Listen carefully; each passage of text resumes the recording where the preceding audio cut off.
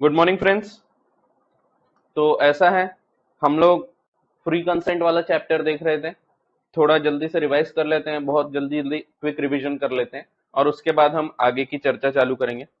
हमने देखा कंसेंट का क्या मतलब है। Consent means agreeing upon the same thing in the same sense. जब एक व्यक्ति एक चीज के ऊपर उसी प्रकार से सोच रहा है जैसा दूसरा व्यक्ति सोच रहा है, तो हम बोलेंगे देयर इज अ कंसेंट। ठीक है। फिर हमने देखा कंसेंट फ्री होना जरूरी है। अगर कंसेंट ही नहीं होगा तो कॉन्ट्रैक्ट ही नहीं होगा। बट कंसेंट है बट फ्री नहीं है, तो कॉन्ट्रैक्ट पे अलग अलग इफेक्ट पड़ सकते हैं। For example contract can B voidable. हमने इसमें देखा कंसेंट कब कब फ्री नहीं है, एक एक करके देख रहे थे। पहला पार्ट देखा था हमने कोर्शन।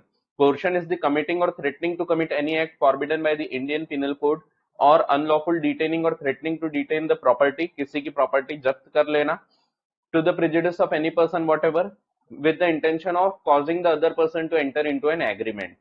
तो हम बोलते हैं कोर्शन होगा अगर किसी को डरा धमका के मारपीट करके कॉन्ट्रैक्ट कराया जाए तो। फिर it is immaterial whether Indian penal code is or is not in force at the place where the coercion has been employed। जहां कोर्शन किया गया है वहां पे भारत के कानून नहीं भी लग रहे होंगे तो भी कोर्शन के नाम पे हम कॉन्ट्रैक्ट को अवॉइड कर सकते हैं। फिर हमने देखा threat to commit suicide also amounts to coercion.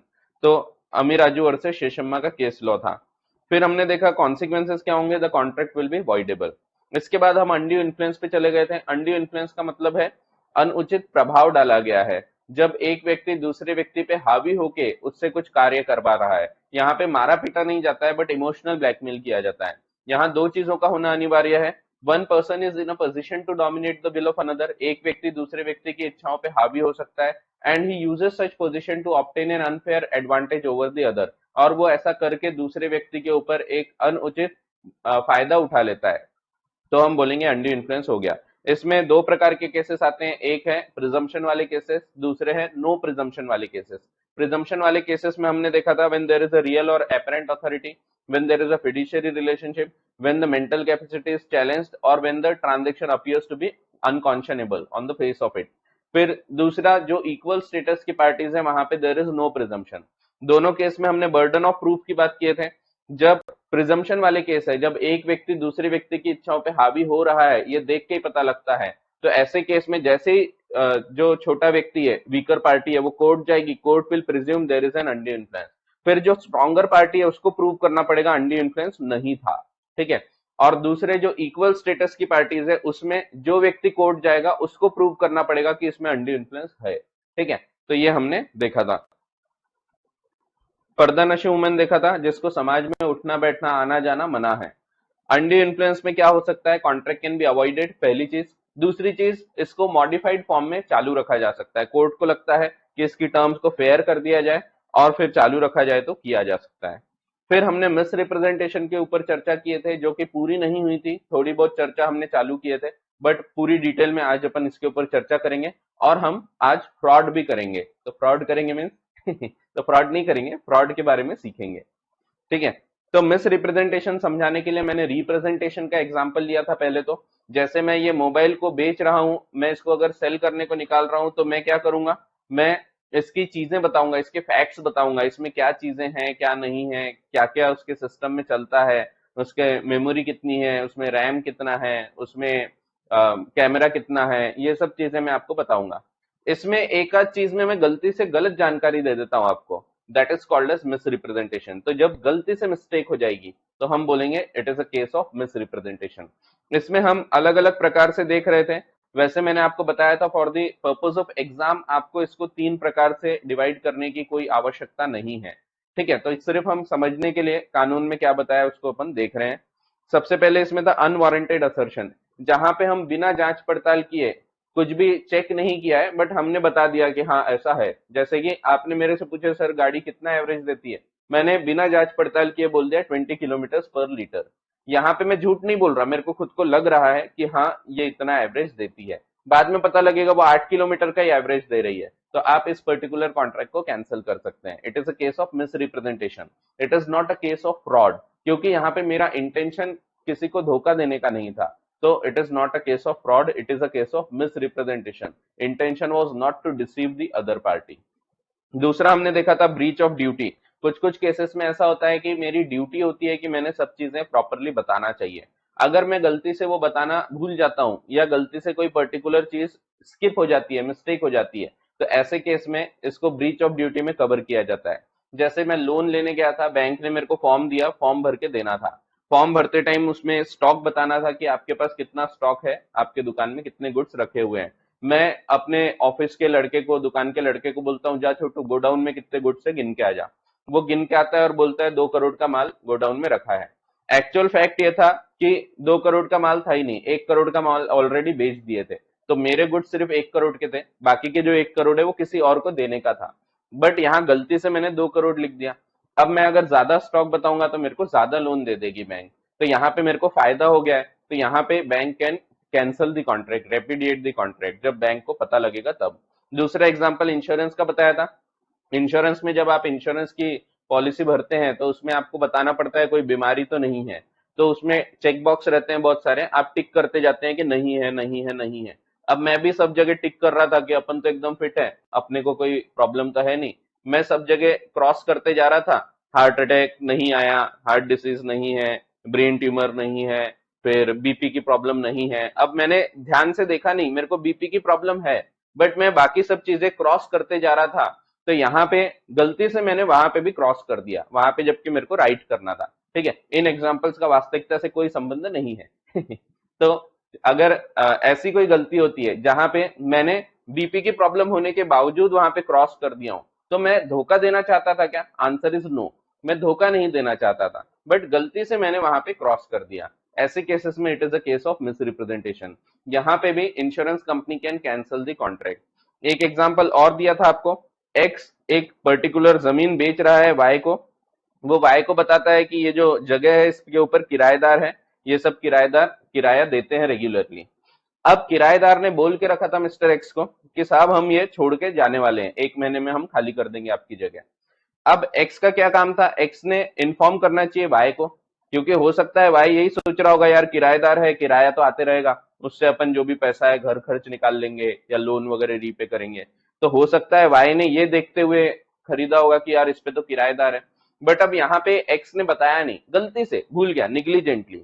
तो ऐसे केसेस में Y can cancel the contract, क्योंकि वाई को बताया नहीं गया कि भाई किराएदार छोड़ के जाने वाले हैं। तो उसको अगर बताया जाता तो शायद वो पहले ही प्रॉपर्टी नहीं खरीदता। ठीक है, तो अब वो कैंसिल कर सकता है। फिर थर्ड पॉइंट हम करने का रह गया था, हमने छोड़ दिए थे, तो हम आज देखते हैं थर्ड पॉइंट को, point number C, innocent mistake. ध्यान से सुनो, बहुत इंपॉर्टेंट है। तो भले ही आपको अलग अलग प्रकार से ये चीजें ध्यान रखने की जरूरत नहीं है कि कैसे कैसे मिसरिप्रेजेंटेशन होता है, बट ये वाला एग्जाम्पल जरूर ध्यान रखो आप, ये एग्जाम्पल आपके बहुत काम आएगा। तो समझो मेरे पास एक वैन है। वैन आपने देखा होगा, मारुति की वैन वगैरह आती है, ओमनी, वो मेरे को बेचना है। अब आपको वैन खरीदना था, आपकी बड़ी इच्छा थी यार क्या जबरदस्त गाड़ी है वैन, ऐसा स्लाइड होके गेट खुलता है, कितना सही है, एकदम जबरदस्त। आपको वैन खरीदना था, मेरे को वैन बेचना था। अब आपकी फैमिली बड़ी है, आपको 7 सीटर कार चाहिए थी, तो वैन बड़ी होती है। आपने मेरे से पूछा, अब वैन दोनों प्रकार की होती है, एक कैसी होगी? तो वैन होगी जिसमें 2 जन यहाँ बैठेंगे, फिर यहाँ 3 जन बैठेंगे और पीछे डिक्की रहेगी, ये एक प्रकार की वैन होती। दूसरी वैन क्या होती है? पीछे डिक्की में भी 2 जन बैठ सकते हैं, वहां पे भी डब्बे लगा देते हैं, सीट लगा देते हैं, तो वो सीट पे 2 जन बैठ सकते हैं। तो 2 प्रकार की होती है, it can be either 5 seater और 7 सीटर। आपने मेरे से पूछे सर आपकी गाड़ी जो है वो कितने सीटर है? मैंने आपको बताते बताते सब चीजें बता रहा था मैं, और मैंने बताते बताते आपको बोला कि यार 7 सीटर है। तो 2 जन सामने बैठते हैं, उसके पीछे 3 जन, और पीछे भी डिक्की में 2 डब्बे लगाए हैं। वो डब्बे जो होते हैं ना, बॉक्स, वो डिटेचेबल होते हैं। ऐसा डब्बा रहता है, उसके ऊपर फोम रख देते हैं, तो बच्चे लोग वहां पे बैठ सकते हैं। अब ये जो वैन है इसमें पीछे में 2 डब्बे लगाए हुए हैं, तो मैं आपको बताता हूँ 7 सीटर है। ठीक है, आप देखते हैं वैन बढ़िया लगती है, आपको बड़े पसंद आती है, आप खरीदना चाहते हैं, मैं बेचने को तैयार हूं। अपने बीच नेगोशिएशन हो जाता है, अपन लोग कॉन्ट्रैक्ट करते हैं। मैं बोलता हूं मैं कल आपको कार लाके दे दूंगा, आज मेरे को थोड़ा काम है, मैं कल आपको कार लाके दे देता हूं। अब आपने क्या सोच के लिया? 7 सीटर है, आपको 7 सीटर चाहिए थी। वो 7 सीटर है भी, मैं झूठ नहीं बोल रहा हूँ, इट इज एक्चुअली 7 सीटर। ठीक है, अब क्या होता है, मैं घर जाके अपने वाइफ को बताता हूँ कि अरे भाग्यवान सुनती हो, ये जो वैन है ना ये मैंने बेचने को निकाल दिया हूँ, कल अपने को वैन देना है। अब वो बड़ी गुस्सा हो जाती, वो बोलती तुमको कुछ समझता नहीं, मेरे को शॉपिंग पे जाना था, एक ही तो कार है अपने यहाँ, वो भी कार तुम बेच दोगे, मैं कैसे घूमूंगी। तो कुछ सोचते नहीं कुछ नहीं, ऐसे ही बेच डालते, ऐसे कोई करते क्या। मैंने बोला यार अब तो कुछ नहीं हो सकता, मैंने बेच चुका हूँ, मैंने एक बार जो कमिटमेंट कर दिया तो अब मैं अपने आप की भी नहीं सुनता। तो मैंने उसको बोला अब कुछ नहीं हो सकता, मैंने बेच चुका हूँ, ठीक है। अब बेच तो दिया था मैं, बट उसको बड़ा बुरा लग रहा है कि यार वैन चली जाएगी। अब वो बोलती है चलो भाई वैन गई तो गई, अपन ये जो पीछे दो डब्बे लगे हैं ना, ये दो डब्बे निकाल लेते हैं। तो ये जो पीछे दो सीट्स है वो डिटैचेबल होती है, जैसा मैंने आपको बताया, ऐसा डब्बा बना रहता है, उसके ऊपर फोम लगा होता है। वो बोली वैन गई तो गई, ये दो डब्बे तो मैं घर पे रख लूंगी, इसी पे बच्चे घर पे बैठेंगे खेलेंगे, तो घर पे अपने काम आएगा। अब उसने दो डब्बे निकाल ली। कल चल के मैं जब आपको बेचने जाता हूँ, आप खरीद लेते हैं, बाद में जब देखते हैं घर जाके तो पता लगता है अरे पीछे तो दो डब्बे है ही नहीं, पीछे की तो दो सीट है ही नहीं इसमें। अब यहाँ पे क्या मैंने आपके साथ फ्रॉड किया, क्या मैं आपको धोखा देना चाहता था? आंसर इज नो, मैं धोखा नहीं देना चाहता था। मैं जब आपको कार बेच रहा था इट वॉज एक्चुअली 7 सीटर। मेरे को तो अभी भी वही लग रहा है, ये तो उस जो मेरी वाइफ थी, वाइफ ने निकाल दी, दो डब्बे निकाल के रख ली घर पे। अब ये मेरे को भी नहीं पता, मैं सो गया, उसके बाद वो रात को जाती है डब्बे निकाल के घर पे रख लेती है, अब मेरे को थोड़ी पता लगेगा। तो मेरे को कुछ आइडिया नहीं कि ऐसा कुछ हो गया है। ऐसे केस में it is a case of miss representation. कल चल के जब आपको पता लगेगा कि इसमें पीछे जो दो सीट्स थी वो नहीं लगाई गई है, तो आप इस पर्टिकुलर कॉन्ट्रैक्ट को कैंसिल कर सकते हैं। तो it is a case of miss representation. इसको हम बोलते हैं इनोसेंट मिस्टेक। एक मिस्टेक है, इनोसेंट, भोली भाली गलती हो गई, मेरे को भी नहीं पता, मैं बेचारा भोला भाला व्यक्ति हूं, मैं कुछ नहीं कर रहा हूं, गलती नहीं करना चाह रहा, मैं आपके साथ धोखा नहीं करना चाह रहा, बट कुछ तो भी गड़बड़ हो गई। तो ये टेंडेंसी होती है इंडिया वालों की, आप देखोगे इंडिया वाले जब भी कोई गाड़ी बेचते हैं, कोई भी पर्टिकुलर चीज बेचते हैं, उसकी पहले एक एक चीज निकाल लेते फिर बेचते। तो रहते हैं ऐसे लोग, ये कार बेचना है तो कार में सब चीज निकाल लेंगे, वो जो जो उनको लगता है, पीछे सीट है वो निकाल लेंगे, एक्स्ट्रा के पिंचेस पाने हैं निकाल लेंगे, इंडियंस है तो कुछ भी करते हो। फिर कुछ लोग तो गणपति लगे होते हैं ना सामने डैशबोर्ड पे, वो तक निकाल लेते हैं। और उस सीट पे कवर होते वो निकाल लेते, सीट कवर। तो सीट पे वो फोम वगैरह या कुछ तो भी बिछाते हैं, तो वो लोग बोलते हैं चलो घर पे सोफे पे बिछा लेंगे। तो ऐसा भी होता है अपने यहाँ। तो खैर, तो इसी प्रकार से मेरे वाइफ ने दो डब्बे जो थे, दो सीट्स जो थे वो निकाल लिए और घर पे उसने रख ली। मेरे को नहीं पता था, मैंने आपको कार बेच दिया। कल चल के जब आपको पता लगता है कि यार इसमें तो दो डब्बे पीछे नहीं लगाए गए हैं, तो क्या आप इस कॉन्ट्रैक्ट को कैंसिल कर सकते हैं? तो बताओ भाई और बहनों, क्या कॉन्ट्रैक्ट कैंसिल करने का अधिकार होना चाहिए कि नहीं होना चाहिए? तो होना चाहिए कि नहीं होना चाहिए? तो होना चाहिए, क्योंकि यहाँ पे आप तो ये सोच के खरीद रहे 7 सीटर है, बट एक्चुअली तो ये 5 सीटर हो गई। तो ऐसे केसेस में आप इस पर्टिकुलर कॉन्ट्रैक्ट को कैंसिल कर सकते हैं, because it is cause by miss representation. यहाँ पे भी एक गलती हो गई, इनोसेंट मिस्टेक, ठीक है। तो that is called as misrepresentation. My intention was not to deceive, मैं आपको धोखा नहीं देना चाह रहा था, मैं कुछ गलत नहीं करना चाह रहा था, बट गलती से यहाँ पे मिस्टेक हो गया, ठीक है। तो ऐसा है। तो देखो, if one of the party causes the other, however innocently, to make a mistake as to nature or substance of an agreement, it is considered misrepresentation। ध्यान रखो, एग्जाम्पल एग्जाम्पल से ध्यान रखो ये वाले पूरे पॉइंट को। वैन वाला 7 सीटर और 5 सीटर, ठीक है। इसी प्रकार का एक एग्जाम्पल दिया आपको सिमिलर, बट आप वैन का एग्जाम्पल ध्यान रखो, ज्यादा अच्छे से वो काम आएगा, ज्यादा अच्छे से क्लिक करेगा, और उसमें भी आगे भी काम आएगा वो। तो वो वैन वाला एग्जाम्पल जरूर ध्यान रखो। फिर एग्जाम्पल दिया है, in a case X chartered a ship to Y. Chartered, chartered का क्या मतलब होता है? तो जैसे आप चार्टर्ड अकाउंटेंट बनने जा रहे हैं, तो चार्टर्ड का क्या मतलब है? चार्टर्ड का मतलब होता है जिसको किराए पे लेके आया है। तो चार्टर्ड शिप होता है, चार्टर्ड प्लेन्स होते हैं। तो दो प्रकार का, दो मीनिंग होते हैं चार्टर्ड के। एक जिसको किराए पे लेके आए वो एक चार्टर्ड होता है। दूसरा चार्टर्ड का मतलब होता है जो राजा महाराजाओं से रिलेटेड है। तो चार्टर यानी राजा महाराजाओं का जो पत्र होता था, राजपत्र, उसको चार्टर बोलते थे, ठीक है। तो चार्टर्ड के दो मतलब होते हैं।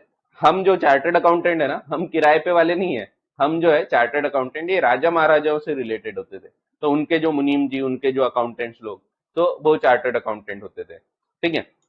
तो खैर, तो यहाँ पे लेकिन चार्टर्ड का क्या मतलब है इस पर्टिकुलर एग्जाम्पल में? इसमें चार्टर्ड का मतलब है हायर्ड, किराए से लाया है, ठीक है। तो in a case X chartered a ship to Y, तो एक्स ने वाई को एक शिप दिया। कैसे दिया? किराए पे, बेचा नहीं है। ये जो शिप है ये किराए पे दी गई है। Which was described in the charter party. Charter party का क्या मतलब है? जो कॉन्ट्रैक्ट होता है, रेंट का एग्रीमेंट बना होगा, लीज का एग्रीमेंट बना होगा, उस एग्रीमेंट में लिखा था, लीज और हायर कॉन्ट्रैक्ट में, that and was represented to be to him as being not more than 2800 tonnage. तो इसका जो चार्टर पार्टी था, जो एग्रीमेंट था, इसमें लिखा था 2800 टन का ये है, ठीक है। तो 2800 टन का शिप है। शिप की भी कैपेसिटी होती है। जैसे आप कार देखोगे, कार खरीदोगे, तो कार की कैपेसिटी होती है कि इसमें 5 लोग बैठेंगे, उसमें लिखा होता है, आप उसकी आरसी बुक देखना, ठीक है। आप ट्रक खरीदते हैं, ट्रक की कैपेसिटी होती है कि इसमें 10 टन माल रखा जा सकता है, इसमें 12 टन माल रखा जा सकता है, तो उतनी कैपेसिटी होती है। वैसे ही शिप की भी रजिस्टर्ड कैपेसिटी होती है कि इसमें इससे ज्यादा माल नहीं ले जा सकते, ठीक है। तो 2800, ठीक है। तो 2800 टन उसमें लिखा था। अब वाई ने ये किराए पे ले लिया। बाद में जब वो उसके डॉक्यूमेंट्स चेक करता है तो पता लगता है ये 2800 टन के नहीं थे। ये जो शिप है इसकी कैपेसिटी थी 3045, 3045 टन। अब देखो यहां पे वो उसने 2800 टन सोच के लिया था, ये तो बड़ा शिप निकला, 3045 टन है इसमें कैपेसिटी। अब आपको लग रहा होगा सर ये तो अच्छा हो गया ना, ज्यादा माल ले जा सकता है, तो नहीं, इसके ऊपर से चार्जेस भी बढ़ जाते हैं। जैसे आप कोई शिप को कहीं से पर्टिकुलर दूसरी जगह लेके जा रहे हैं, तो आपको उसका टनेज कितना है उसके ऊपर से टैक्सेस लगते हैं, उसके ऊपर से चार्जेस लगते हैं। जैसे आपने देखा होगा कि आप अगर कोई टोल टैक्स भरते हैं, कोई रोड पे जाते हैं, तो आपकी कार है तो कार में अलग चार्जेस है, ट्रक है तो ट्रक में अलग चार्जेस है, तो अलग अलग प्रकार की गाड़ियों पे अलग अलग चार्जेस लगते हैं। उसी प्रकार से अगर टनेज ज्यादा है तो उसमें टैक्सेशन ज्यादा लगता है, चार्जेस ज्यादा लगते हैं। तो इसीलिए वो अब मना करता है, वाई बोलता है कि नहीं ये तो तुमने गलत बताया था मेरे को, तुमने बोला था 2800 टन है, बट एक्चुअल में तो ये 3045 टन का निकला, ज्यादा निकला। तो वो बोलता है मैं इस कॉन्ट्रैक्ट को कैंसिल करूंगा। लेकिन एक्स मना करता है, एक्स बोलता है कि नहीं, मेरी कोई गलत करने की इच्छा थोड़ी थी, इसको कैंसिल थोड़ी किया जा सकता है। कोर्ट ने बोला कि नहीं, इसको कैंसिल किया जा सकता है, भले ही तुम्हारी इच्छा गलत करने की नहीं थी, तुमने फ्रॉड नहीं किया, बट फिर भी गलती तो हुई, और इसीलिए it is a case of misrepresentation, और being a case of misrepresentation the contract can be cancelled, ठीक है। तो वही बताया, Y refuse to accept the ship, तो वाई ने मना कर दिया in fulfilment of the charter party. It was held that Y was entitled to avoid the charter party यानी contract by reason of erroneous statement as to tonnage। Case का नाम याद रखने की आपको आवश्यकता नहीं है, the ocean steam navigation company versus Sundardas धर्म से, तो ये याद रखने की वैसे जरूरत नहीं है, ठीक है। तो आप लेकिन ये वाला एग्जांपल जरूर याद रखो, वैन वाला, ठीक है, वो आपको आगे बहुत हेल्प करेगा आगे के पॉइंट समझने में। आगे यानी बस अभी आई गए अपन। तो देखो कॉन्सिक्वेंसेस ऑफ मिसरिप्रेजेंटेशन, मिसरिप्रेजेंटेशन हो जाएगा तो कॉन्ट्रैक्ट में क्या किया जा सकता है? पहली चीज तो आपको पता है, it can be cancelled, cancel किया जा सकता है, सिंपल, ठीक है। तो कॉन्सिक्वेंसेस ऑफ मिसरिप्रेजेंटेशन क्या है? In case of misrepresentation the aggrieved party, aggrieved यानी क्या? तो जो दुख में है, जो गम में है, जो जिसके साथ गलत हुआ है, तो गलत किसके साथ हुआ? आपके साथ हो गया यहाँ पे, क्योंकि मैंने आपको कार बेचा और कार का जो सीटिंग कैपेसिटी थी वो मैंने 7 सीटर बताया, एक्चुअल में निकली 5 सीटर, आपके साथ गलत हो गया, आप दुखी हो। अब आप दुखी हो, आप क्या कर सकते हो? आप इस कॉन्ट्रैक्ट को कैंसिल कर सकते हो। आप बोल सकते हैं सर नहीं, आपने 7 सीटर बोला था, ये 5 सीटर है, आप कार वापस दो, वापस लो और मेरा पैसा वापस कर दो। तो ये कैंसिल किया जा सकता है, the contract can be avoided. ये हो गई पहली रेमेडी, ठीक है। तो कार वाले एग्जाम्पल से ही समझो इसको, बाकी भी एग्जाम्पल से आप समझ सकते हैं। तो कार में 2 सीट्स थी, पीछे 3 थी, और इसके पीछे 2 डब्बे होना चाहिए था, बट ये 2 डब्बे मिसिंग थे। अब यहां पे क्या हो गया? ये हो गया केस ऑफ मिस रिप्रेजेंटेशन। आप क्या कर सकते हैं? या तो आप कॉन्ट्रैक्ट को कैंसिल कर सकते हैं, you can avoid the agreement, it can be cancelled, it can be avoided, ठीक है, it can be repudiated, it can be rescinded, ठीक है, it can be set apart. तो आप इसको कैंसिल कर सकते हैं। और दूसरा भी एक रेमेडी है, देखो यहां एक और एक्स्ट्रा रेमेडी है। आप मेरे को दूसरा भी एक पॉइंट बोल सकते हैं। आप बोल सकते हैं देखो सर, मैंने तो खरीदा था कार ये सोच के कि यार 7 सीटर है, अब ये 5 सीटर निकली, तो या तो मैं कैंसिल कर देता हूं, एक ऑप्शन हो गया। दूसरा ऑप्शन क्या है? दूसरा ऑप्शन ये है कि एक काम करो सर, मेरे को कार बड़ी पसंद है, आपने सिर्फ बोला था ना 7 सीटर है, तो पीछे ये 2 डब्बे लगा दो, कोई दिक्कत नहीं, मैं कार खरीदने को तैयार हूं। मींस दूसरी रेमेडी क्या है? एक रेमेडी आप कैंसिल कर सकते हैं, दूसरी रेमेडी थी आप ये बोल सकते हैं कि अगर इसमें मिस रिप्रेजेंटेशन नहीं होता तो मैं जिस पोजीशन पे रहता उस पोजीशन पे लाके कॉन्ट्रैक्ट को पूरा किया जाए। यानी आप ये बोल सकते हैं अगर मिस रिप्रेजेंटेशन नहीं होता तो मुझे 7 सीटर कार मिली होती, बट आपने जो गलत बताया, जानकारी दिया, उसके कारण 5 सीटर हो गई। बट कोई दिक्कत नहीं है, अगर आप 2 डब्बे वो लगा देते हैं, 2 सीट्स अगर आप लगा देते हैं तो कोई दिक्कत नहीं है, मैं कार खरीदने को तैयार हूं। ठीक है, तो वही बताया। सेकंड क्या है? सेकंड इसमें कॉन्सिक्वेंसेज है, सेकंड रेमेडी है, insist that the contract be performed, contract पूरा करने भी बोल सकते हैं, and that he shall be put in a position where he would have been if there had been no misrepresentation. उस पोजीशन पे लाके कॉन्ट्रैक्ट पूरा किया जाए, अगर मिसरिप्रेजेंटेशन नहीं होता तो जो पोजीशन होती, मिसरिप्रेजेंटेशन नहीं होता तो कार 7 सीटर होना चाहिए था, तो 7 सीटर कर दो, मैं कार खरीदने को तैयार हूं। ठीक है, तो ये बताया।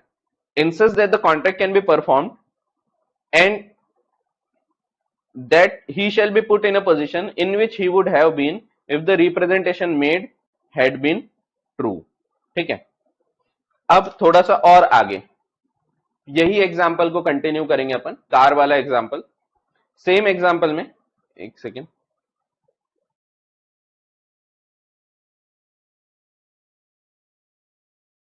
हाँ सेम एग्जाम्पल, कार वाला एग्जाम्पल। मैंने आपको बोला था 7 सीटर कार है, और आपको बोला था देख लो सामने खड़ी है कार, जाके चेक कर लो आप एक बार। देखो यहाँ पे क्या हो रहा है, वैसे ही कॉन्ट्रैक्ट है, मैंने आपको लेकिन बोला कि जाके एक बार कार चेक कर लो। अब क्या है, आपका काम क्या है, आपने जाके सिर्फ देख लेना है। आप सिर्फ उसको देख लोगे, ऐसे झांक के भी देख लोगे तो आपको समझ जाएगा अरे सर पीछे 2 सीट तो लगी हुई नहीं है। तो आपने क्या करना चाहिए, मैंने बोला कि ये कार खड़ी है सामने देख लो। ठीक है, अब उसकी 2 सीट्स निकाल ली थी पीछे से, लेकिन मैंने बताया था 7 सीटर, बट मैंने बोला भी था सामने खड़ी है कार देख लो।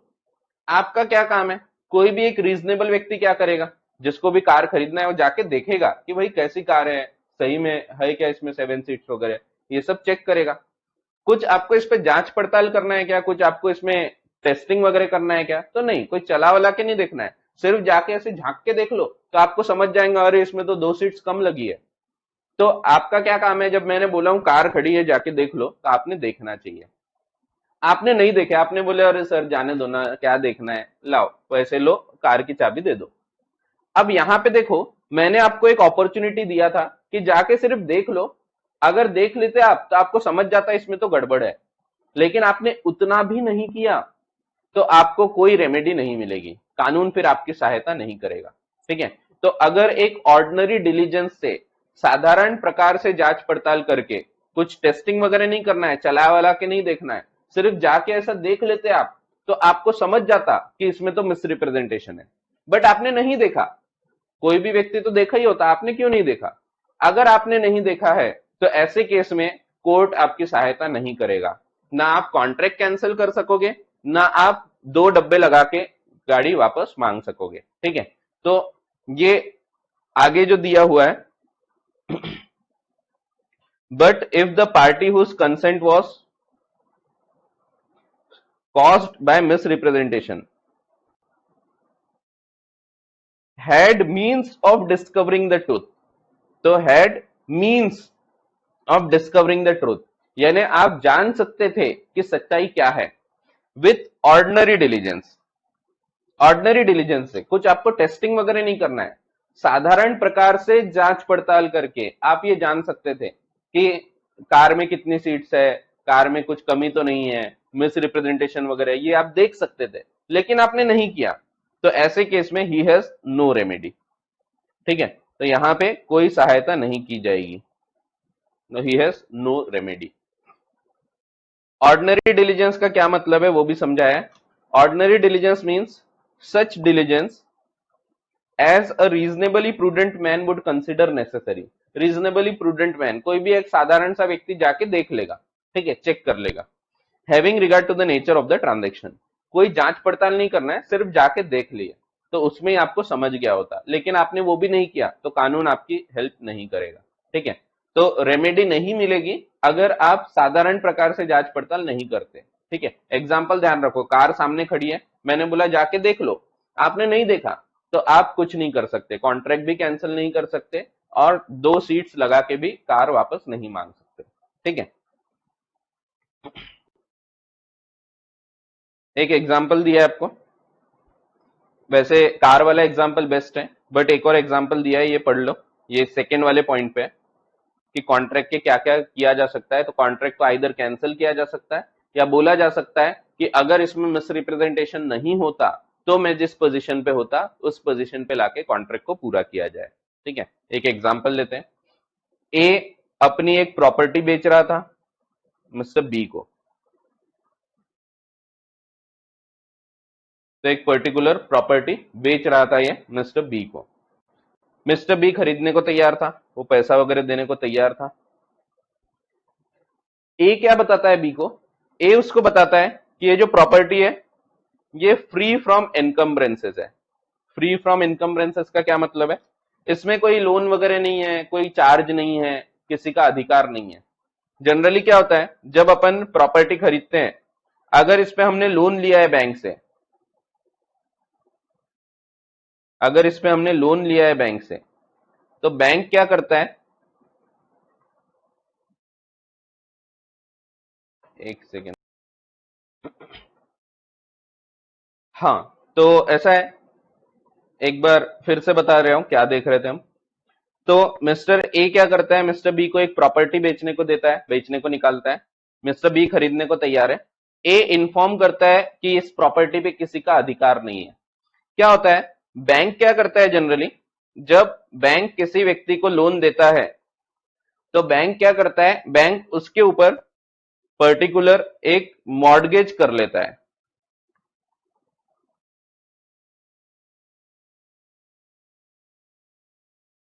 मॉर्गेज कर लेता है बैंक, मींस आप उस प्रॉपर्टी को बेच नहीं सकते, अगर उस पे मॉर्गेज है तो उस पे बैंक का अधिकार आ जाता है। तो बैंक जब भी लोन देता है तो बैंक उस प्रॉपर्टी के ऊपर एक मॉर्गेज कर लेता है, ठीक है। अब यहां पे क्या होता है, मिस्टर ए ने बता दिया मिस्टर बी को कि ये जो प्रॉपर्टी है इस पे किसी का अधिकार नहीं है, कोई मॉर्गेज वगैरह नहीं है, ये फ्री है, इसमें किसी भी बैंक का या किसी अन्य व्यक्ति का कोई कब्जा नहीं है, कोई अधिकार नहीं है। But the fact was, fact क्या था कि ए के पिताजी ने इस प्रॉपर्टी के ऊपर लोन लिए थे और वो लोन अभी भी थोड़ा बहुत बचा हुआ है, बैंक को पे करना बचा है। ये ए को नहीं पता था। तो देखो, ए को नहीं पता है ये पर्टिकुलर चीज कि इसके ऊपर कुछ गड़बड़ है। अब ऐसे केस में क्या होगा, मिस्टर ए मिस्टर बी को प्रॉपर्टी बेच रहा है और मिस्टर बी को क्या लग रहा है कि प्रॉपर्टी पे किसी का अधिकार नहीं है। मिस्टर ए को भी यही लग रहा है, इसीलिए ये क्या हो गया, ये मिसरिप्रेजेंटेशन का केस है, क्योंकि ए का इंटेंशन धोखा देने का नहीं है। पर बाद में पता लगता है कि इसमें तो बैंक का अधिकार था, तो ए के पिताजी ने कोई लोन वगैरह लिए थे थोड़ा बहुत छोटा मोटा और उसको मॉर्गेज कराए थे, प्रॉपर्टी को मॉर्गेज करा दिए थे। अब यहां पे जब ये पता लगता है तो बी क्या कर सकता है, दो चीज है, दो उपाय है बी के पास। ये केस है मिसरिप्रेजेंटेशन का, क्योंकि यहाँ पे ए को नहीं पता था। अगर ए को भी पता होता तो it would have been a case of fraud, but यहाँ पे ए को नहीं पता था, तो ए ने बी को बता दिया कि इसमें किसी का भी अधिकार नहीं है, इस प्रॉपर्टी पे किसी का हक नहीं है। बट द फैक्ट वॉज कि बैंक का इस पे अधिकार था, ठीक है, तो मिसरिप्रेजेंटेशन हो गया। ऐसे केस में क्या होगा, mister B can either cancel the contract, तो बी या तो कैंसिल कर दे, सीधा सीधा मना कर दे कि नहीं मेरे को ये प्रॉपर्टी नहीं चाहिए। दूसरी चीज है, बी क्या बोल सकता है, बी बोल सकता है देखो मैंने तो ये सोच के खरीदा था कि इस पे किसी का अधिकार नहीं है, लेकिन इसमें तो बैंक का मॉर्गेज है, तो एक काम करो तुम ये मॉर्गेज को क्लियर कर दो, बैंक को पैसा दे दो, फिर मैं प्रॉपर्टी खरीदने को तैयार हूं।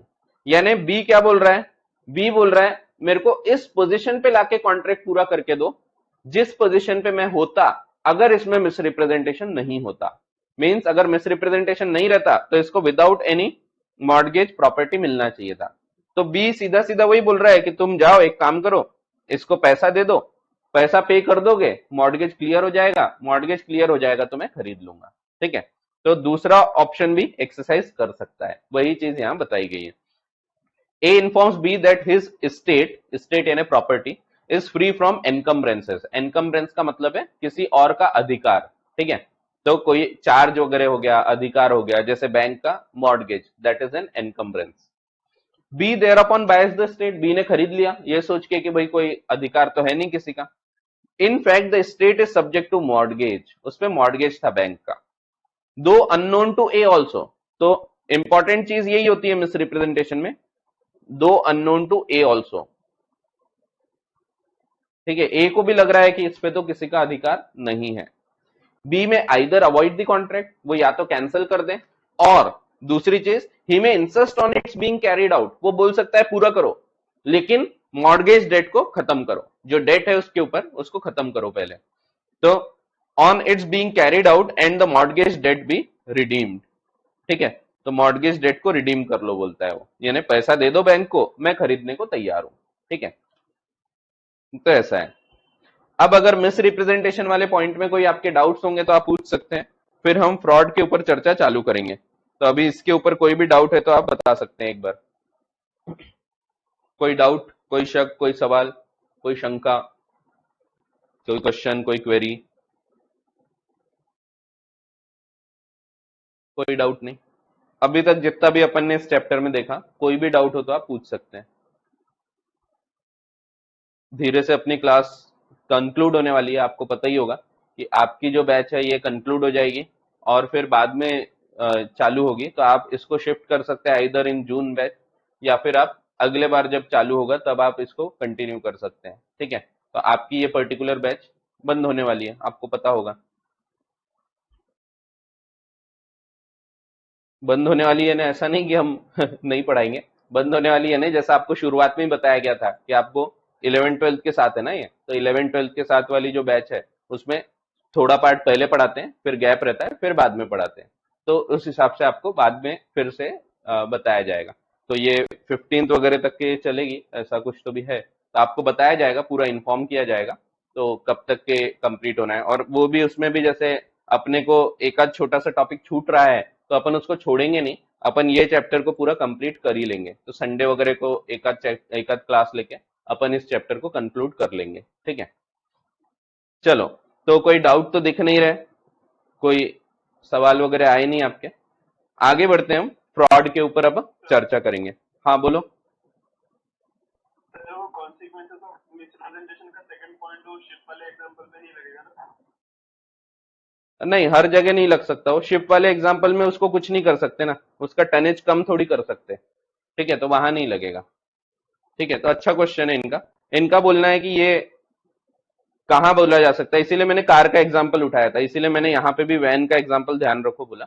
शिप वाले एग्जाम्पल में आप ये नहीं बोल सकते कि अगर मिस रिप्रेजेंटेशन नहीं होता तो मैं जिस पोजीशन पे होता उस पोजीशन पे लाके कॉन्ट्रैक्ट किया जाए, क्योंकि अब 3045 टन उसका रजिस्टर्ड है तो आप उसको कम नहीं कर सकते, ठीक है। वो शिप की जितनी रजिस्टर्ड कैपेसिटी है उतनी च रहेगी, ठीक है। तो ये आप चेंज नहीं कर सकते। ये वैसे ही है जैसे आप अगर कार खरीदते हैं तो आरटीओ में जाके उसको रजिस्टर करवाते हैं कि आरटीओ में लिखा रहता है कि ये कितने सीटर है, इसमें कितनी कैपेसिटी है, इसका क्या पावर है, वो भी लिखा होता है कि 1000 सीसी की है, 1200 सीसी की है, तो ये सब लिखा होता है। उसी प्रकार से शिप्स का भी लिखा होता है, ठीक है। तो second remedy will not be available in all the cases, जैसे फर्स्ट केस में भी अवेलेबल नहीं रहेगी। फर्स्ट केस यानी क्या? फर्स्ट केस या इवन सेकेंड केस, कोई ये नहीं बोल सकता बीपी की बीमारी खत्म कर दो, हम ठीक कर देते हैं, हम आपको पॉलिसी देते हैं, वहां नहीं हो सकता। तो हर जगह सेकेंड रेमेडी नहीं मिलेगी, ठीक है। वैसे यहां भी नहीं हो सकता कि एवरेज बढ़ा के दे दो, तो वो अपने हाथ में नहीं होता, ठीक है। चलो आगे बढ़ते हैं, व्हाट इज फ्रॉड। फ्रॉड के बारे में, तो क्या होता है फ्रॉड? धोखा। तो एक धोखा जो लोग हमको देते रहते हैं, तो आपको लगता होगा आपको तो सब धोखा ही देते हैं, तो किसी को भी ये नहीं लगता मैंने किसी को धोखा दिया, सबको यही लगता है दूसरों ने मेरे को धोखा दिया है। इतना अच्छा है ना, अपनी मानसिकता कैसी है कि अपने को कभी भी ये नहीं लगता है कि भाई अपन भी किसी के साथ कभी गलत कर रहे हैं कुछ, अपने को हमेशा ये लगता है यार उसने अपने साथ गलत किया, तो लोग अपने को धोखा देते हैं। खैर ठीक है, अच्छा होता है। धोखा धोखा खा के इंसान सीखता है। वैसे भी हर चीज धोखे खाना चाहिए, आप कोई भी चीज सेब खा रहे हैं धोखे खाओ, जो भी अनार वनार धोने की जरूरत नहीं होती, नहीं तो पता लगा अनार केले ये भी धो के खा रहे हैं, वो धो के नहीं खाना पड़ता। चलो ठीक है। What is fraud? फ्रॉड का क्या मतलब है? जैसा कि मैंने आपको कई बार बताया हूं, पिछले टॉपिक में भी, मिस रिप्रेजेंटेशन में भी, और शुरुआत से बताते आ रहा हूं, चैप्टर नंबर 1 से ये बताते आ रहा हूं, फ्रॉड और मिस रिप्रेजेंटेशन में there is only a thin line of difference. क्या है दोनों में फर्क? क्या है? एक में intention is to deceive the party, एक में intention is not to deceive the party. Misrepresentation में हम धोखा देना नहीं चाह रहे, ये तो गलती से मिस्टेक हुई, लेकिन फ्रॉड में तो हमारा एम है कि हम धोखा दें। मैं जानबूझ के धोखा दे रहा हूं, जानबूझ के झूठ बोल रहा हूं, तो दैट इज अ फ्रॉड। मैं बोल रहा हूं कि मैं ये मोबाइल बेचना चाहता हूं, आप खरीदने को तैयार है, आप पूछते हैं सर आपने ये कब लिए थे, मैं बताता हूं अरे बस ये 1 महीना हुआ, 1 महीने पहले लिया था, बट द फैक्ट इज मैं ये साल भर से यूज कर रहा हूं, तो मैं जानबूझकर झूठ बोल रहा हूं, that is called as fraud. तो फ्रॉड यानी जब मैं जानबूझकर झूठ बोल रहा हूं, जानबूझकर धोखा दे रहा हूं, तो that is a case of fraud. ठीक है, तो फ्रॉड में मेन चीज वही है कि मेरा इंटेंशन है to deceive the other party, मैं आगे वाले पार्टी को धोखा देना चाह रहा हूं, मैं चाह रहा हूं कि वो धोखे में आ जाए, मैं चाह रहा हूं कि उसके साथ गलत हो जाए। ठीक है, तो ऐसे केसेस में इंटेंशन इज टू डिसीव, मैं दूसरे के साथ धोखा देके खुद का फायदा उठा लेना चाहता हूं, यहां पे भी कॉन्ट्रैक्ट विल बी वॉइडेबल। ठीक है, तो देखो the term fraud includes all the acts committed by a person with a view, with a view, view क्या है आपका, इंटेंशन क्या है आपका, to deceive the another person, to deceive, deceive यानी धोखा देना, तो धोखा देना जहां पे एम है अपना, छल करना एम है अपना, हम दूसरे के साथ गलत करना चाहते हैं, हम उसके भोलेपन का फायदा उठाना चाहते हैं, तो ऐसे केस में बोलेंगे हम फ्रॉड कर रहे हैं। ठीक है, मिस रिप्रेजेंटेशन में गलती से मिस्टेक थी, यहां पे जानबूझकर झूठ बोला जा रहा है, वहां भी झूठ था यहां भी झूठ है, पर वहां आप झूठ बोलना चाह नहीं रहे थे, वहां गलती से आपने झूठ बोल दिया था, यहां जानबूझकर झूठ बोला जाएगा। ठीक है, तो देखो टू डिसीव मीन्स, तो टू डिसीव, डिसीव करने का क्या मतलब है, तो धोखा देने का क्या मतलब है, to induce a man to believe, एक व्यक्ति को यह बिलीव कराना कि यह सच है जबकि वो झूठ है, और मेरे को खुद को पता है वो झूठ है। जैसे समझो मैं पर्टिकुलर कोई चीज बेच रहा हूं आपको, मैं बेच रहा हूं आपको, ये कप बेच रहा हूं मैं आपको, तो ये कप है, मैंने आपको बताया ये चांदी का कप है। ठीक है, अब मैंने बोल दिया ये चांदी का कप है, मेरे को पता है वो चांदी नहीं है, झूठ बोल रहा हूं मैं, मेरे को पता है वो कुछ ऐसे ही मेटल है जिसके ऊपर चांदी की कोटिंग कर दी गई है, तो यहां पे मैं झूठ बोल रहा हूं, जानबूझकर झूठ बोल रहा हूं, तो ऐसे केस में मैं धोखा देना चाह रहा हूं। ठीक है, तो धोखा देना, झूठ बोलना, जहां पे मेरे को खुद को पता है कि ये झूठ है फिर भी मैं बोल रहा हूं, that is called as fraud. ठीक है, तो देखो to deceive means to induce a man to believe, एक व्यक्ति को यह भरोसा दिलाना, बिलीव करवाना, that a thing is true, कि ये सच है, विच इज फॉल्स, जबकि ये झूठ है। ठीक है, जो झूठ है फिर भी मैं बता रहा हूं नहीं ये सच है, तो that is called as fraud. ठीक है, मैं, ये झूठ है कि ये मोबाइल मैंने 1 महीने पहले खरीदा, फिर भी मैं बता रहा हूं कि नहीं 1 महीने पहले ही खरीदा हूं, जबकि मैं साल भर से यूज कर रहा हूं, तो it is a case of fraud. ठीक है, तो वही है, so to deceive means to induce a man to believe that a thing is true which is false. Fraud is a false statement, झूठ बोलना, तो झूठ बोलना पाप है, पाप तो है ही, झूठ बोलना फ्रॉड है। ठीक है, तो fraud is a false statement, झूठ बोलना, और विलफुल कंसीलमेंट, जानबूझकर छुपाना, तो ध्यान रखना ये वर्ड, फॉल्स स्टेटमेंट तो सिंपल है, विलफुल कंसीलमेंट ये वर्ड बहुत इंपॉर्टेंट है, समझेंगे अपन डिटेल में, एक्टिव कंसीलमेंट वाला जो पार्ट है उसमें यही समझेंगे अपन। विलफुल कंसीलमेंट, जानबूझकर छुपाना, of a material fact, material का क्या मतलब होता है, मटेरियल का मतलब होता है जिस फैक्ट से आपका डिसीजन बदल सकता है, that is called as material, जिससे भी आपको फर्क पड़ता है। जैसे मैं अगर आपको पहले बता दूंगा ये मोबाइल 1 साल पुराना है तो शायद आप ना खरीदो, लेकिन मैं बोल रहा हूं 1 महीने पहले का है तो आप हो सकता है खरीद लो। तो मटेरियल का मतलब है अगर ये पहले से पता होता तो शायद आप नहीं खरीदते। ठीक है, that is called as material. तो मटेरियल मींस जो चीज से आपका डिसीजन बदल सकता था, अगर ये चीज पहले से पता होती तो आप नहीं खरीदते थे, that is called as material fact. ठीक है, तो मटेरियल का मतलब ही होता है जिससे फर्क पड़ता है। आप अकाउंट्स में मटेरियलिटी कंसेप्ट पढ़ते हैं, अकाउंट्स में आपने मटेरियल ट्रांजेक्शंस देखे होंगे, आप उन चीजों की अकाउंटिंग करते हैं जिनसे फर्क पड़ता है। आपने कोई पेन लाए थे, वो पेन चोरी हो गया, 2 रुपए का पेन था, तो आप उसकी अकाउंटिंग करते क्या? 2 रुपए का पेन गुम गया।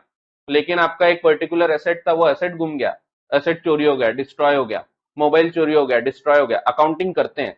तो मटेरियल मटेरियल यानी फर्क पड़ता है, ठीक है। छोटी चीजों से फर्क नहीं पड़ रहा, तो छोटी मोटी चीजें आप छोड़ देते हैं, ठीक है। आपने एक पिन खरीद के लाए थे, पिन गुम गई, जो 1 रुपए की 10 पिन मिलती है, तो आपकी वो पिन गुम गई, तो आप उसकी अकाउंटिंग करोगे क्या? 10 पैसे का लॉस हो गया, तो नहीं। तो मटेरियल का मतलब है जिससे फर्क पड़ता है, अकाउंट्स में भी यहाँ पे भी मटेरियल का मतलब वही है जिससे फर्क पड़ता है। अगर ये चीज आपको पता होती तो शायद आपने कभी ये चीज खरीदे नहीं होते। That is called as material fact, ठीक है। तो fraud is a false statement or willful concealment of a material fact with an intent to deceive the other party, with an intent to deceive the other party, with an intent to deceive the other party, with an intent to deceive the another party। आपका intention क्या है? आगे वाले को फंसा लेना, उसको धोखा देना। अगर धोखा देना इंटेंशन है तो बात खत्म हो गई, it is a case of fraud. अगर धोखा देना इंटेंशन नहीं है तो it is a case of miss representation. झूठ दोनों में बोला जा रहा है, पर एक जगह जानबूझकर बोला जा रहा है, एक जगह गलती से बोला जा रहा है। गलती से बोला तो मिस रिप्रेजेंटेशन, जानबूझकर बोला तो it is a case of fraud, ठीक है। अब फ्रॉड में क्या क्या चीजें आती है, एक एक करके हम इसको देखेंगे। तो क्या क्या चीजें आती है? Section number 17 of the contract act states that fraud means and includes, क्या क्या चीजें बताया है, तो एक एक करके अपन इसको देखते हैं। Fraud means and includes any of the following acts. पहला है फॉल्स स्टेटमेंट, झूठ बोलना। तो सबसे पहली चीज, झूठ बोलना फ्रॉड है, ठीक है। जब मेरे को भी पता है ये झूठ है, फिर भी मैं बोल रहा हूं। मैं आपको कार बेच रहा हूं और मैंने बोला ये कार एकदम अभी खरीदी हुई है, 2 महीना हुआ है। एक्चुअल फैक्ट है मैं साल भर से कार चला रहा हूं वही कार, तो ऐसे केस में it is a case of fraud, क्योंकि मैं झूठ बोल रहा हूं जानबूझकर। तो दिया है। खैर आजकल तो कार में पता लग जाता है, क्योंकि आजकल कार का जो रजिस्ट्रेशन नंबर है उसको देख के ही समझ जाता है कि कार नई है या पुरानी है। पर पहले ऐसा नहीं होता था। पहले कैसे नंबर होते थे? MZT937 ऐसे होते थे। तो MZT937 समझता ही नहीं था कि ये कार कौन से साल बनाई गई, बट आजकल आपको समझ में आ जाता है।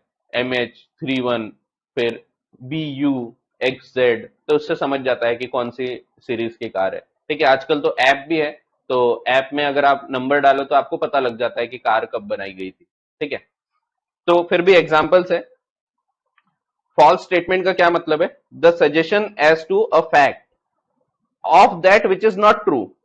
तो suggestion of a false fact which is not true by one who does not believe it to be true, who does not believe it to be true. मैं खुद भी जानता हूं ये सच नहीं है, फिर भी मैं बोल रहा हूं, that is called as fraud, ठीक है। तो जब मेरे को खुद को पता है ये झूठ है, फिर भी मैं बोल रहा हूं, तो it is a case of fraud. A false statement intentionally made is fraud, intentionally made। तो intentionally जानबूझकर मैंने अगर झूठ बोला हूं, that is called as fraud, ठीक है। एग्जाम्पल दिया है, X while selling his car to Y says that it is of the latest model and brand new, knowing fully well, उसको पता है, knowing fully well that it is a used car of old model, पुराना model है। His representations or statements amounts to fraud। तो इसने जो बताया that is a case of fraud, क्योंकि उसको पता था फिर भी झूठ बोला, that is a case of fraud, ठीक है।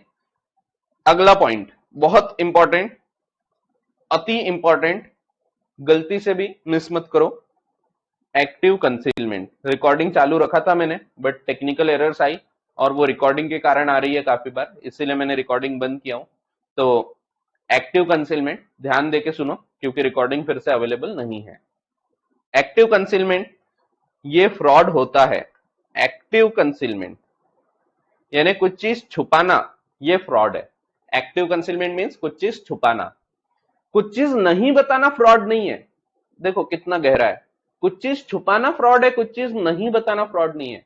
आप बोलोगे सर एक ही तो बात है, नहीं बताना छुपाना, क्या है फर्क, क्या है? तो फर्क अभी दिखाता हूं।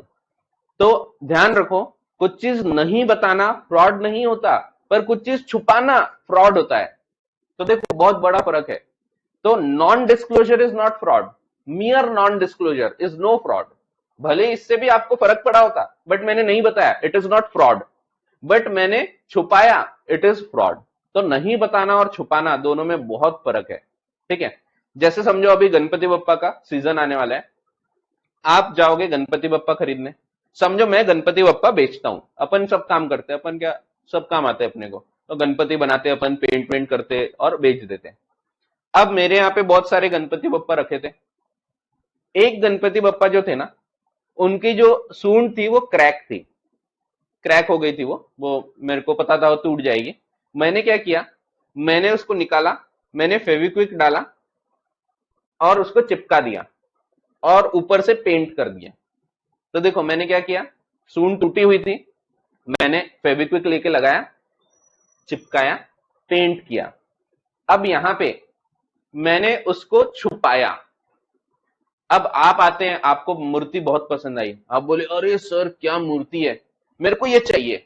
आपको नहीं पता है उसमें सूंड टूटी हुई है, आप बोलते मेरे को यही चाहिए। मैंने बोला खरीद लो, 5,000 रुपए की है। आप 5,000 रुपए देते हैं मेरे को और मूर्ति ले जाते हैं। मूर्ति ले गए, मुहूर्त होने का था तो आपने अलग रखा उसको। मुहूर्त के टाइम आप स्थापना करने जाते हैं, आप मस्त उठा के लेके गए मूर्ति और उठा के रखते हैं आप जहां पे आप पूजा करने वाले हैं। जैसे ही आप रखते हैं तो वो सूंड टूट के नीचे गिर जाती है, तो आपने वो रखा और सूंड गिर गई झटके से। अब यहां पे क्या ये फ्रॉड है? Answer is yes, it is a case of fraud, क्योंकि मैंने छुपाया, मैंने चिपकाया, पेंट किया और आपको चिपका दिया, यानी आपको बेच दिया। तो यहां पे it is a case of fraud, क्योंकि मैं छुपा रहा हूं जानबूझकर, एक्टिव कंसीलमेंट, एक्टिवली कंसील कर रहा हूं मैं, ठीक है। यहीं पे समझो, इसी एग्जाम्पल को थोड़ा सा मैं बदल के बताता हूं। यही एग्जाम्पल, सेम मूर्ति है, मूर्ति की सूंड क्रैक है, मैंने उसको कुछ नहीं किया, क्रैक है वैसे ही है, क्रैक दिख रहा है हल्का सा, मैंने कुछ नहीं किया, मैंने उसको ना चिपकाया ना पेंट किया, कुछ भी नहीं किया, वैसा का वैसा मूर्ति रखी है। आप आते हैं, आप बोलते हैं सर क्या मूर्ति है, मेरे को मूर्ति खरीदना है। मैंने बोला खरीद लो, 5,000 की है, 5,000 दिए आपने, मूर्ति लेके चले गए। अब मूर्ति की सूंड क्रैक है, मैंने इसको नहीं छुपाया, बट मैंने क्या आपको बताया? नहीं बताया भी नहीं। पर मैंने अगर छुपाया नहीं ना, तो it is not a case of fraud, वैसा का वैसा बेच दिया मैंने। मैंने उसको ना रिपेयर किया, ना उसको कुछ कलर वलर किया, कुछ भी नहीं किया, जैसी थी क्रैक की क्रैक मैंने आपको बेच दिया।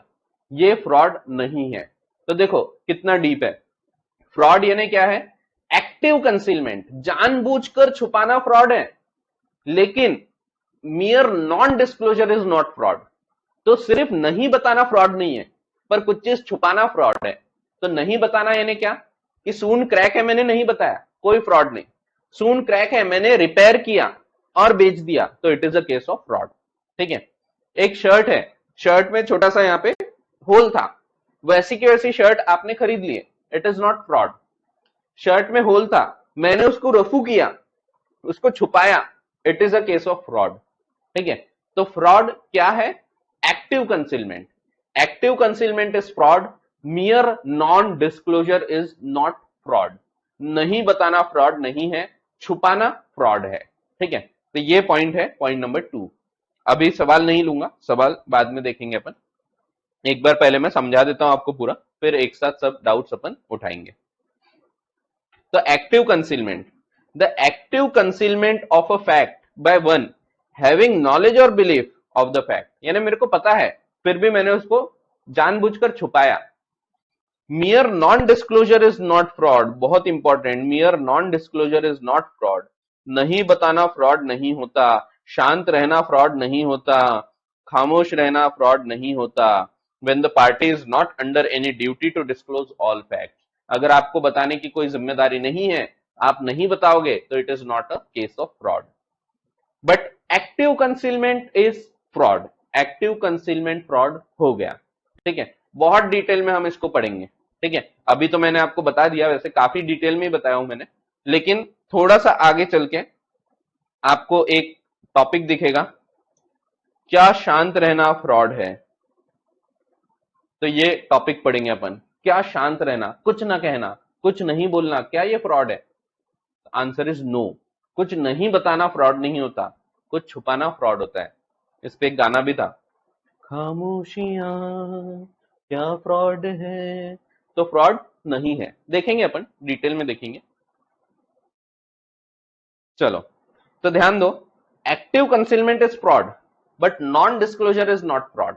कुछ चीज जानबूझकर छुपाना फ्रॉड होता है, कुछ चीज नहीं बताना फ्रॉड नहीं होता है। अब आपको समझ रहा होगा, पहले लगा होगा सर एक ही तो बात है, नहीं बताना और छुपाना, लेकिन फर्क है। नहीं बताना क्रैक है वैसे ही बेच देना, नॉट फ्रॉड। छुपाना पेंट वेंट करके चिपका दिया, तो that is a case of fraud. ठीक है, तो देखो एग्जाम्पल दिया है, x a scooter dealer showed a scooter to Y. X ने Y को एक स्कूटर बताया।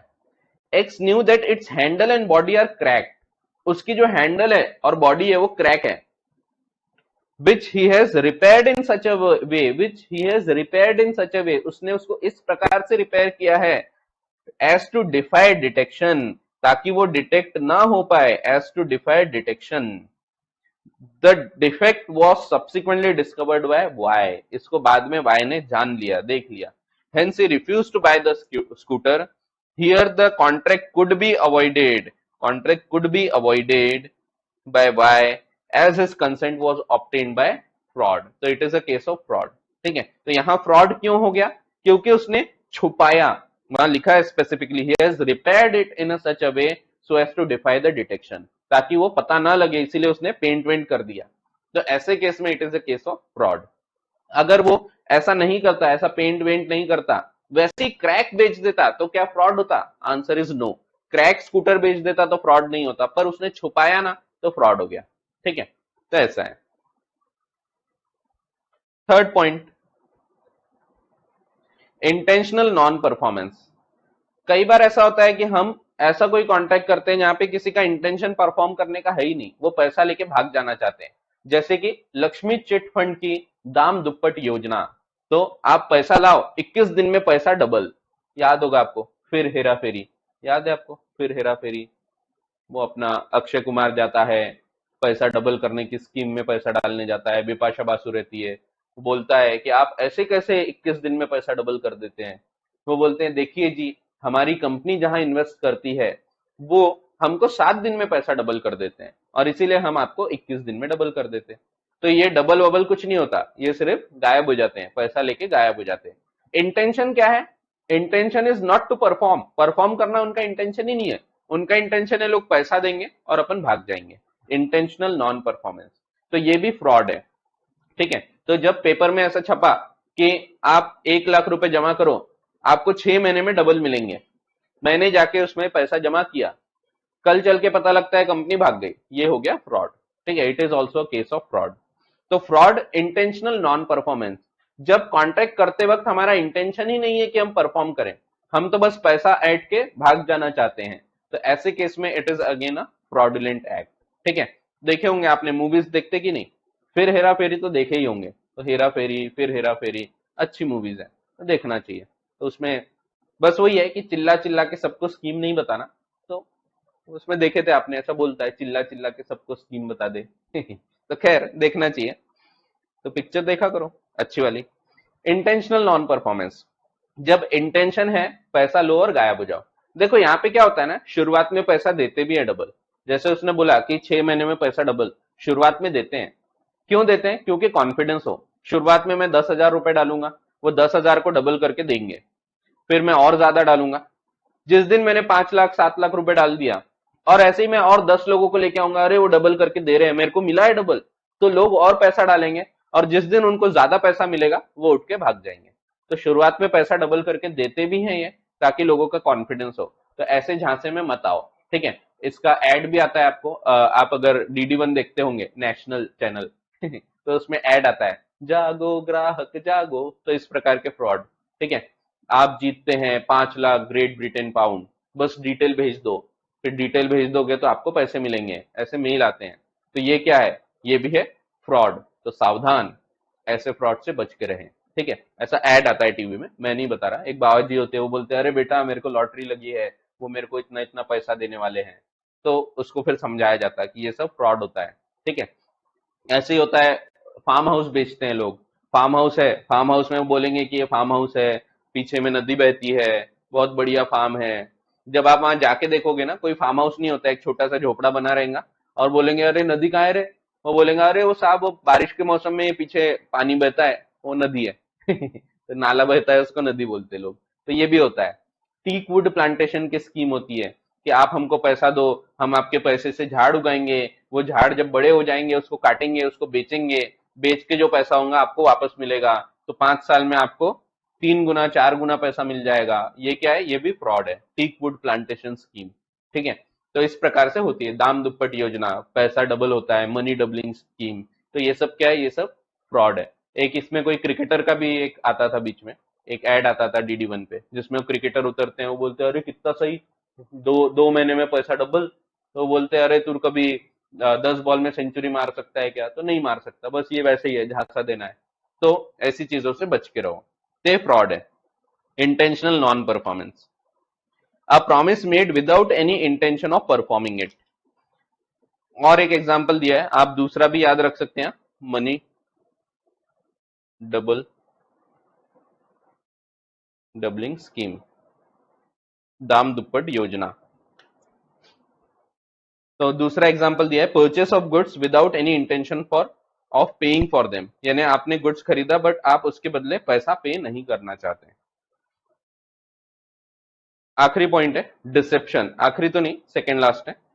डिसेप्शन, डिसेप्शन का क्या मतलब है? डिसेप्शन का मतलब होता है धोखा देना, डिसीव करना यानी छल, छल यानी छल प्रपंच धोखा देना। तो डिसेप्शन यानी ये जानबूझ के एक ओपन प्रोविजन रखा है, क्योंकि क्या होता है ना, लोग नए नए तरीके ढूंढते रहते हैं फ्रॉड करने के। अब अगर ऊपर के 3 तरीकों में आ गया तो आ गया, फॉल्स स्टेटमेंट, एक्टिव कंसीलमेंट या इंटेंशनल नॉन परफॉर्मेंस में। अगर नहीं आया तो फोर्थ पॉइंट में कवर हो सकता है। फोर्थ पॉइंट में ऐसी चीजें कवर की जाती हैं जो ऊपर के पॉइंट्स में कवर नहीं हो रही। ठीक है। तो deception, any other act fitted to deceive, ऐसे एक्ट जिसमें डिसीव किया जा सकता है। जैसे कि कई लोग बोलते हैं अरे मकान बेच दो, सस्ते में बेच दो, मैं खरीद लेता हूं। क्यों? क्योंकि इस मकान में प्रेत है, प्रेत आत्मा रहती है। तो ऐसे प्रकार के डिसेप्शन।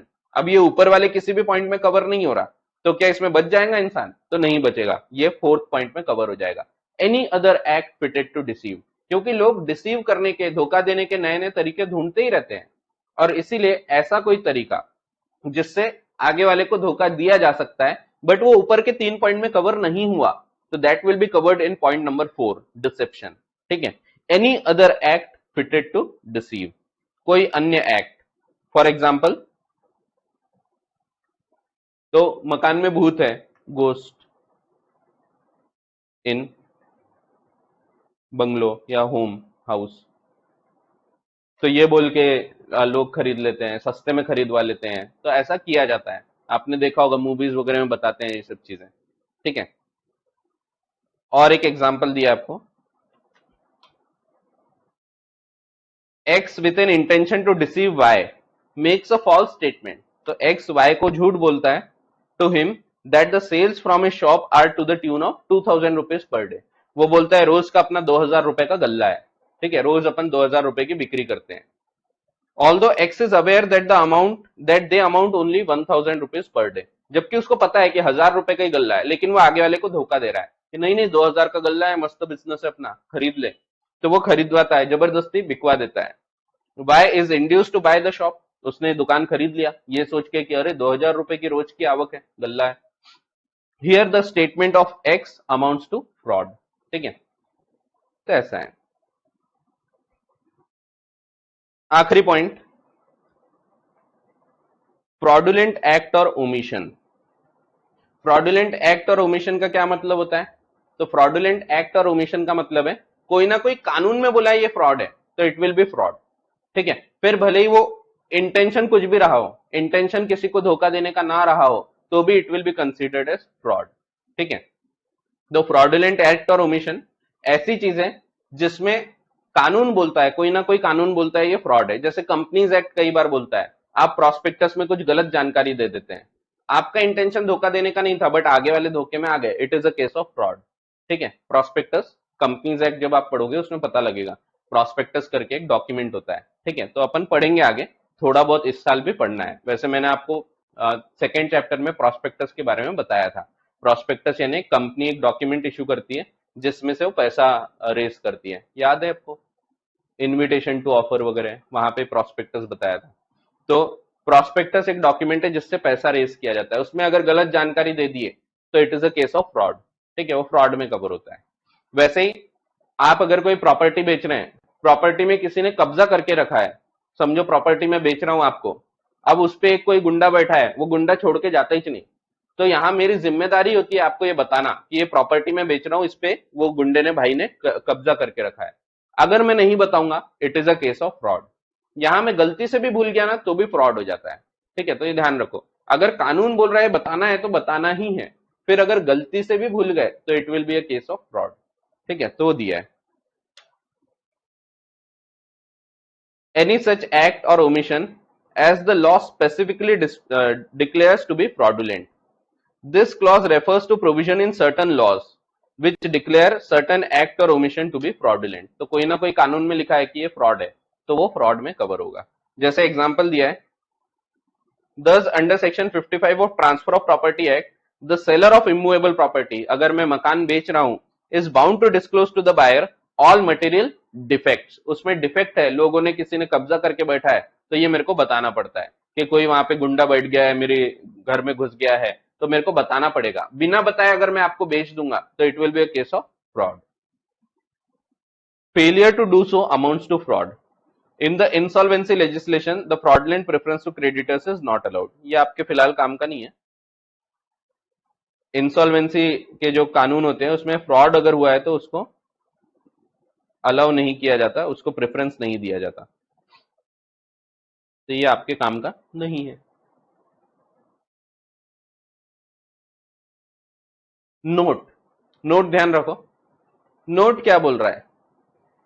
नोट बोल रहा है एक धोखा जिससे धोखा नहीं होता वो धोखा नहीं होता।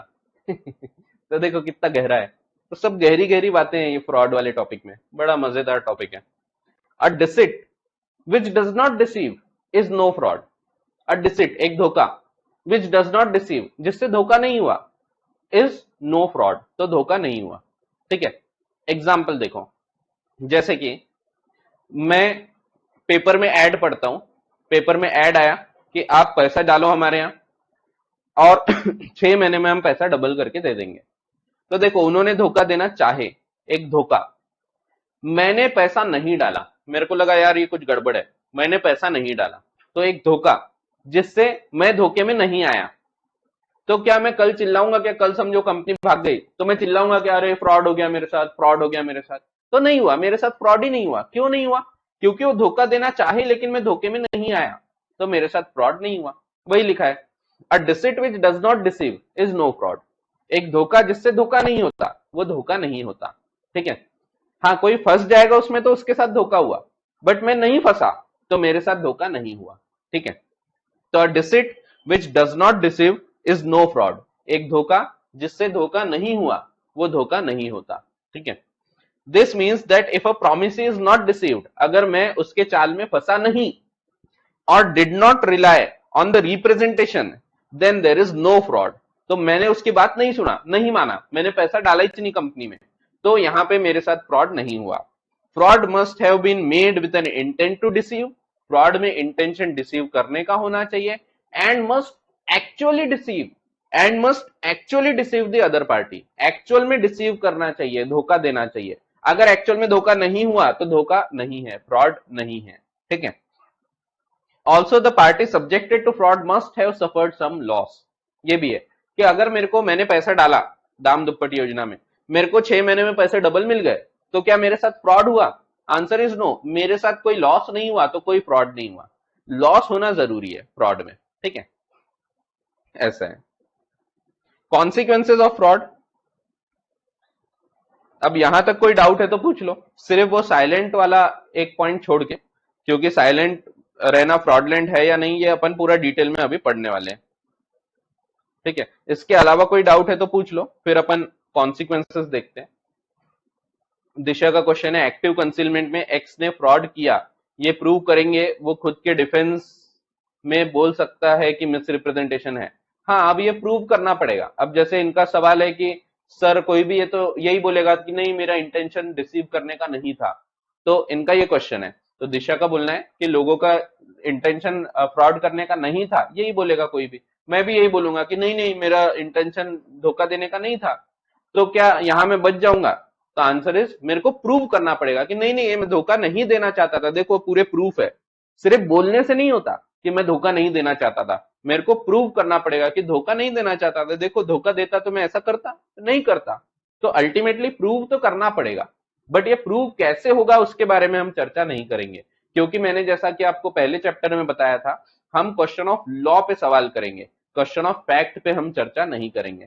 ठीक है, तो फैक्ट प्रूव जरूर करना पड़ेगा कि नहीं जी ऐसा हुआ, इसने जानबूझकर धोखा दिया, तो ये प्रूव होगा, लेकिन ये कैसे होगा इस पे हम चर्चा नहीं करेंगे। अपन मान लेंगे, अपने को दिया है ना कि his intention was not to deceive, तो अपन मान लेंगे उसका इंटेंशन डिसीव करने का नहीं था। ठीक है, तो अपने को क्वेश्चन में दिया रहेगा तो अपन वो मान लेंगे, अपन सवाल नहीं करेंगे कि अगर धोखा देने का रहा होगा इंटेंशन तो अपने को जैसा दिया वैसा मान लेंगे। उसमें लिखा है धोखा देना चाह रहा था तो चाह रहा था, उसमें लिखा है नहीं चाह रहा था तो नहीं चाह रहा था। ठीक है, फिर अनिमेश का एक क्वेश्चन है, सर क्वेश्चन डिस्कस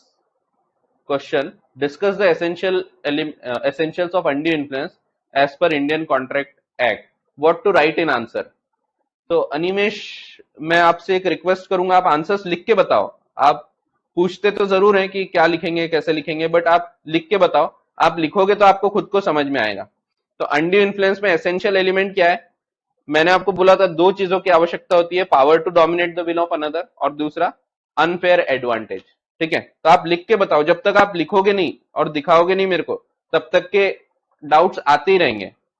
तो आपको लिख के बताना पड़ेगा। ठीक है, जो लोग लिख के बता रहे हैं उनके डाउट सॉल्व होते जा रहे हैं। तो आप लिखो और मेरे को भेजते जाओ, मैं चेक करके देता हूं। भले अभी थोड़ा बिजी चल रहा हूं तो थोड़ा लेट चेक कर रहा हूं मैं, एक एक हफ्ता लग रहा है, बट फिर भी मैं चेक करके आपको देता हूं कि ये सही है गलत है। और एक आध कभी मिस हो गया तो आप मेरे को बता सकते हैं कि सर आपने मेरे को जवाब नहीं दिया, आप भूल गए। तो जानबूझ के नहीं छोड़ता मैं, बट कभी एक आध भूल जाता है, कभी एक आध छूट जाता है। ठीक है, बट ऐसा होता नहीं, मेरे को याद नहीं ऐसा कोई छूटा है। तो आप लिखो और लिख के मेरे को बताओ, आपके डाउट्स अपने आप सॉल्व होंगे। राइटिंग प्रैक्टिस करोगे तो अपने आप सॉल्व होती जाएगी चीजें।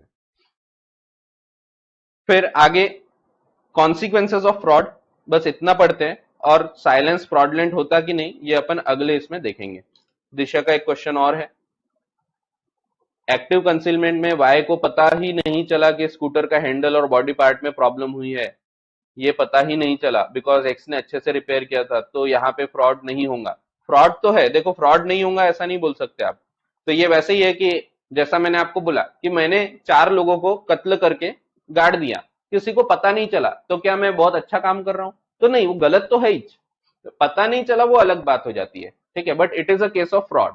ठीक है, तो ये मैंने आपको पहले भी बताया कि जैसे मैंने अगर मर्डर किया किसी का और उसको खत्म कर दिया, पूरे सबूत मिटा दिया, तो क्या मैंने वैलिड काम किया हूं? आंसर इज नो, गलत ही है, वो गलत है तो गलत ही है। मैं पकड़ा नहीं गया वो बात और है।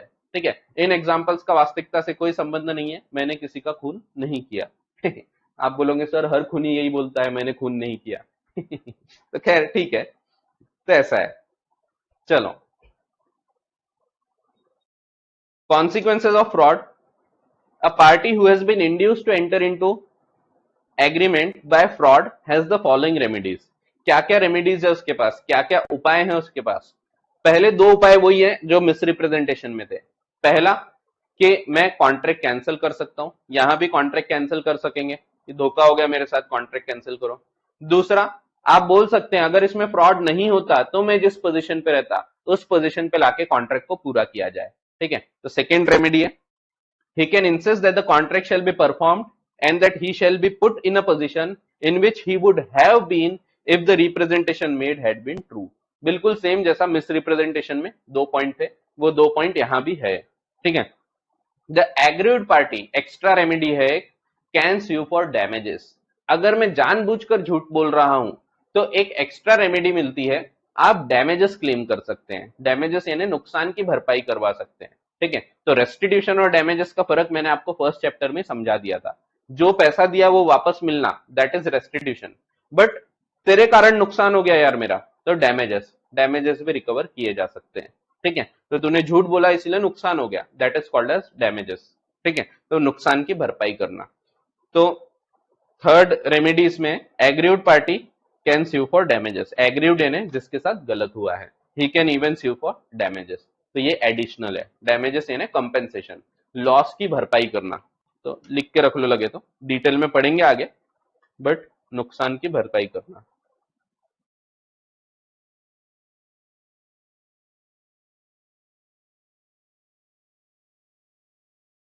नुकसान की भरपाई करवाई जा सकती है, ठीक है।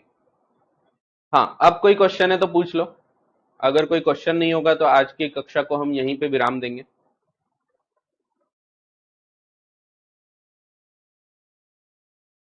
कोई क्वेश्चन?